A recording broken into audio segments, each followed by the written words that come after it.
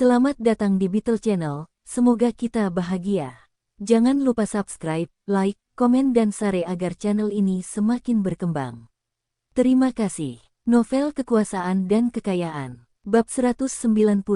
Seluruh kafetaria sepi. Sekretaris Partai Kota telah memanggil Dong Suebing secara pribadi untuk duduk di sampingnya, dan Dong Suebing tidak punya pilihan lain. Sejujurnya, Dong Suebing tidak ingin duduk di sebelahnya karena pangkatnya terlalu tinggi, dan Dong Suebing merasa gugup. Dong Suebing juga merasa bersalah. Dia pikir Xie Guobang tidak tahu tentang dia berkencan dengan Xie Huilan. Tapi Xie Guobang memanggilnya dengan nama lengkapnya. Itu artinya dia tahu tentang hubungan Dong Suebing dengan Xie Huilan. Apakah dia akan kembali ke Dong Suebing? Dong Suebing bisa merasakan keringatnya mengucur di punggungnya saat dia berjalan mendekat dan duduk di samping sekretaris partai Xie. Xie Guobang tidak melihat ke arah Dong Suebing dan melihat yang lainnya. Mari makan. Dong Suebing mengambil sumpitnya dengan hati-hati. Dong Suebing memperhatikan ekspresi semua pemimpin lain di meja, dan tiba-tiba dia sadar. Tidak, ini tidak benar. Brengsek. Dong Suebing akhirnya menyadari apa yang terjadi. Sekretaris Xie tidak memanggilnya untuk menyelesaikan masalah dengannya. Dia membantu Dong Suebing, bukan hanya karena Zhen Angwo tidak mengizinkannya duduk di meja. Sekretaris Xie memberinya peringatan karena menahan transfer Dong Suebing. Itu benar. Dong Suebing tersentuh.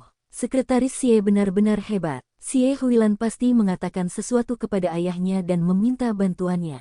Jika tidak, Sekretaris Xie tidak akan pernah meminta Dong Suebing duduk di sampingnya. Bahkan Dong Suebing dapat memahami alasan di balik tindakan Sekretaris Xie, apalagi para pemimpin cabang lainnya. Pada saat itu, sorot mata semua orang berubah saat mereka melihat ke arah Dong Suebing. Semua orang tahu betapa cakapnya kepala Xiao Dong. Dia bisa menyelesaikan masalah, tapi tidak ada yang tahu kepala Xiao Dong punya latar belakang apapun. Bahkan sekretaris partai kota menawarinya kursi. Kepala Xiao Dong juga bisa memintanya datang jauh-jauh ke cabang distrik barat untuk menekan kepala Zhen. Bagaimana hubungan ini bisa normal? Sama sekali tidak. Wajah Yan Lei berubah menjadi hijau.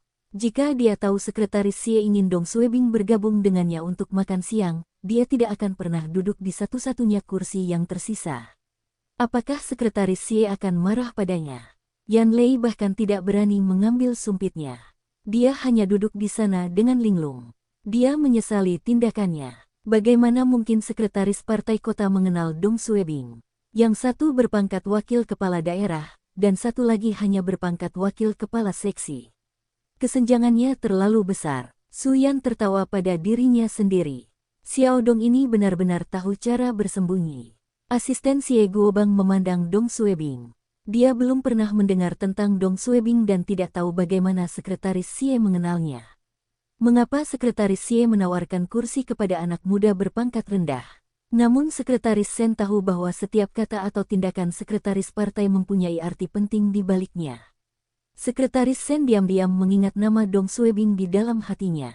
Di meja, Zhen Angwo adalah yang paling malu. Dia tahu sekretaris Xie tidak sengaja datang ke cabang untuk memperingatkannya. Sekretaris Xie hanya mampir dalam perjalanannya. Tapi itu sudah cukup. Membiarkan pejabat senior pemerintah pusat mengatakan semua hal itu, berarti dia tidak senang dengan tindakan Zhen Angwo. Zhen Angwo menyeka keringat di dahinya. Jika keamanan negara yang ingin memindahkan Xiao Dong, dia masih bisa menghentikannya. Lagi pula, para petinggi harus memperhatikan pendapat atasan langsungnya. Namun bagi pemimpin pemerintah pusat seperti Sekretaris Xie, situasinya berbeda. Jika pemindahan Dong Suebing diatur olehnya, Zhen Angwo tidak akan pernah berani menghentikannya. Ini menimbulkan masalah. Xie Guobang tidak mengucapkan sepatah kata pun saat makan siang dan pergi setelah itu. Dia bahkan tidak melihat ke arah Dong Suebing. Dia membuatnya tampak seperti dia mengatakan hal itu di meja dengan santai. Tapi semua orang tahu dia melakukannya dengan sengaja. Setelah para pemimpin kota pergi, Dong Suebing dengan cepat berjalan ke sudut yang sepi dan menelepon Xie Huilan. "Halo, kakak Xie, ayahmu datang ke cabangku untuk diperiksa sebelumnya." Xie Huilan tertawa. "Haha, aku tahu." Dong Suebing tahu ini diatur oleh Xie Huilan.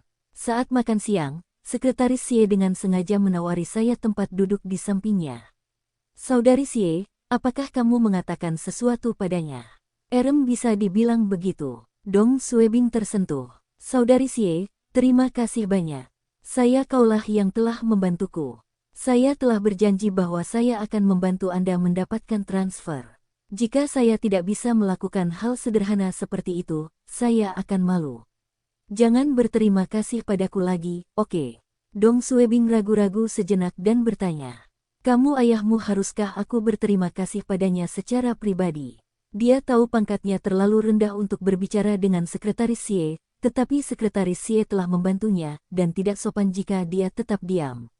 Kamu tidak perlu melakukan apapun sekarang. Semua orang di keluargaku menentang kami berkencan. Tunggu sampai Anda mencapai hasil di tingkat akar rumput dulu. Ayahku menyukai bawahan yang cakap. Hah, maksudmu Ketua Zen pasti akan menyetujui pemindahanku sekarang? Haha, jika dia masih tidak melepaskanmu, perintah pemindahannya akan dikeluarkan.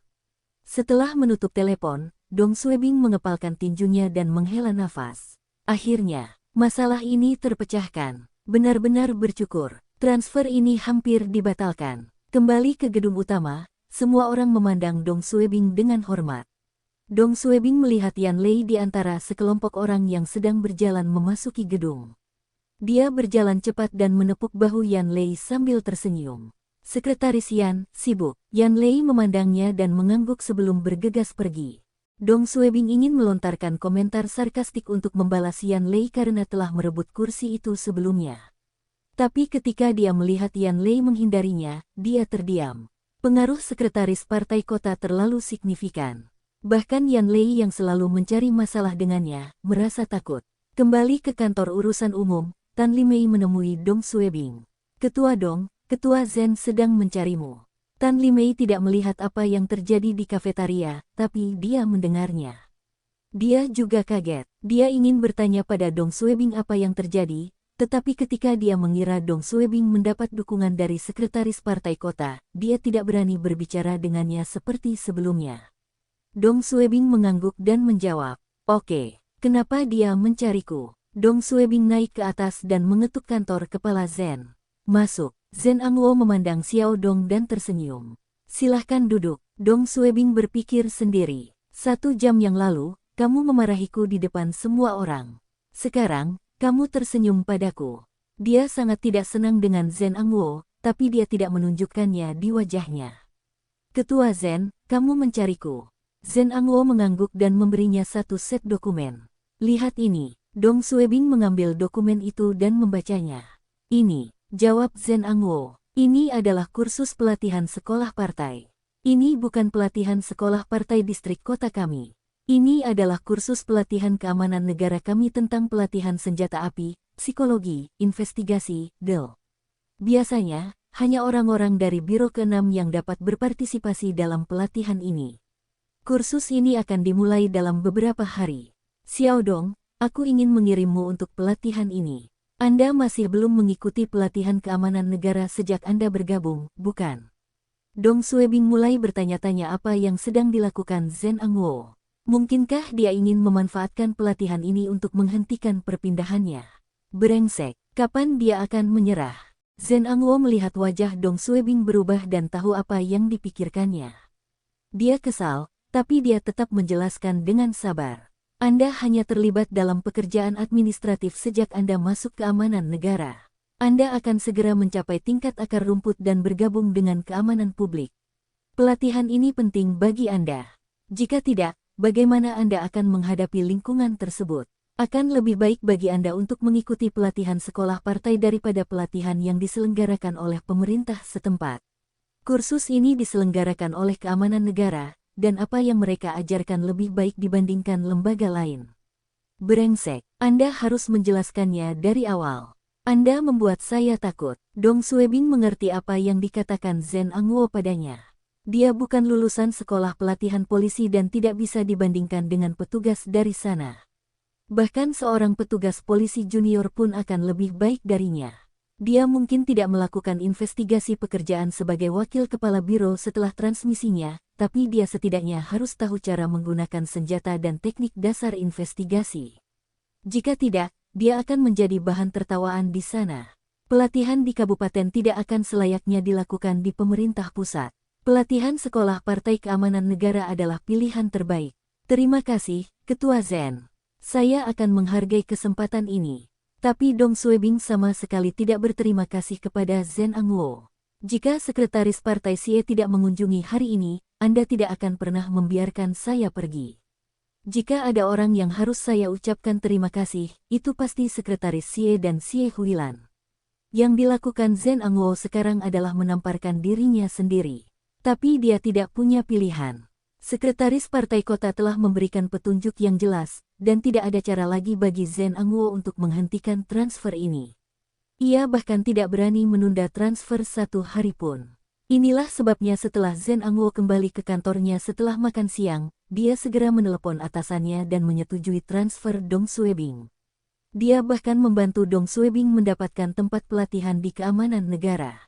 Pelatihan ini akan dicatat dalam file pribadi Dong Suebing. Segera, seluruh cabang mendengar apa yang terjadi dan dibuat kagum oleh Kepala Xiao Dong. Tidak hanya Kepala Xiao Dong yang mampu dan bisa menyelesaikan masalah. Cara dia menangani perjuangan politik cukup membuat kagum semua orang. Selama beberapa bulan Kepala Cabang Xiao Dong berada di cabang, dia telah melawan nomor 1 cabang tersebut sebanyak 4 kali. Penolakan Zhou Guoan untuk memberikan tempat kursus pelatihan sekolah partai distrik Kepala Xiao Dong adalah yang pertama kalinya. Zhou Guoan menurunkan jabatan Kepala Xiao Dong untuk kedua kalinya. Zen Angwo meninggalkan Ketua Xiao Dong untuk program pertukaran yang ketiga dan keempat dan menghentikan transfer Ketua Xiao Dong 4 kali. Bentrokan seperti itu sudah terjadi 4 kali. Tapi Ketua Xiao Dong selalu menang. Sungguh sulit dipercaya. Di malam hari, telepon Dong Suebing berdering tanpa henti. Banyak orang yang meneleponnya untuk memberi selamat dan menawarkan untuk mentraktirnya makan malam. Panggilan berlanjut hingga jam 9 malam. Dong Suebing langsung tertidur setelah dia mandi. Keesokan paginya, perintah transfer Dong Suebing dikeluarkan. Dong Suebing, 23 tahun akan dipindahkan ke kota Fenzhou, Kabupaten Yantai, Provinsi Hebei, sebagai Wakil Kepala Biro Keamanan Publik. Pangkatnya adalah Wakil Kepala Seksi. Sekitar 2 minggu telah berlalu. Dong Suebing telah menyelesaikan pelatihan sekolah Partai Keamanan Negara. Namun dia tidak memiliki dasar-dasar pertempuran tak bersenjata dan senjata api. Pelatih hanya bisa membiarkan dia melakukan beberapa latihan target dan mengajarinya beberapa gerakan tempur dasar sederhana. Dia tidak diajari hal-hal yang lebih rumit. Inilah mengapa Dong Suebing mendapat nilai buruk pada tes di akhir. Bersambung. Terima kasih telah menyaksikan dan mendukung channel ini.